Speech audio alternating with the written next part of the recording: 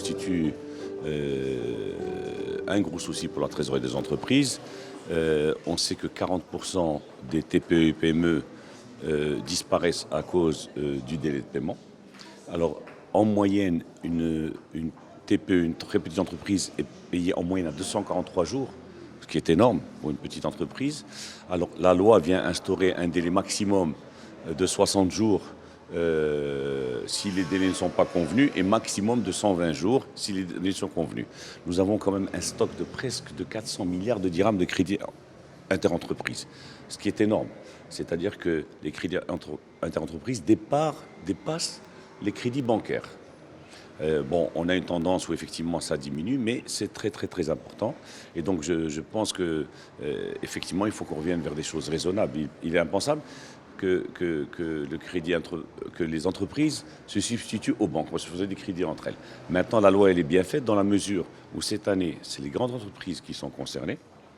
Par la suite, les moyennes entreprises et par la suite les petites. C'est-à-dire que quand les grosses entreprises se seront mises à jour et qu'elles seront réglées dans le temps, dans ce cas-là, les moyennes entreprises pourront elles aussi venir payer les petites entreprises.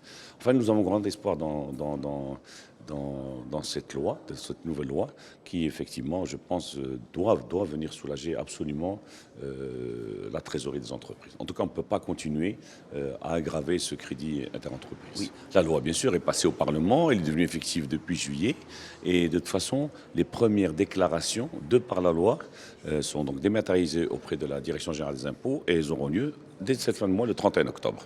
Et les gens qui ne souscrivent pas ou qui ne font pas de déclaration s'exposent à de grosses amendes. Oui, des pénalités qui vont jusqu'à 250 000 dirhams par déclaration non faite. Donc je pense que les choses ont été bien faites. Maintenant, on va prendre cette année pour voir un peu de recul et d'expérience, mais je pense que les choses vont rentrer graduellement dans l'ordre. Faisal Mkoua, président de l'Ordre des experts comptables. Alors, avant, c'était le fournisseur qui avait la charge de faire la déclaration des impayés et de calculer les intérêts qui étaient des intérêts de retard. Aujourd'hui, les apports de cette nouvelle loi, c'est que c'est le client qui est en faute par rapport au règlement de son fournisseur qui doit faire la déclaration. Et également, donc en fait, il s'expose donc au paiement d'une pénalité qui doit être calculée par ses soins et qui doit faire l'objet d'une vérification par son commissaire aux comptes.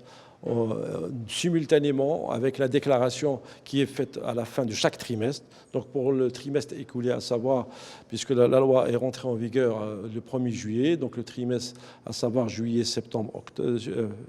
août et septembre, la déclaration doit être établie pour le 31 octobre prochain, à savoir la semaine prochaine.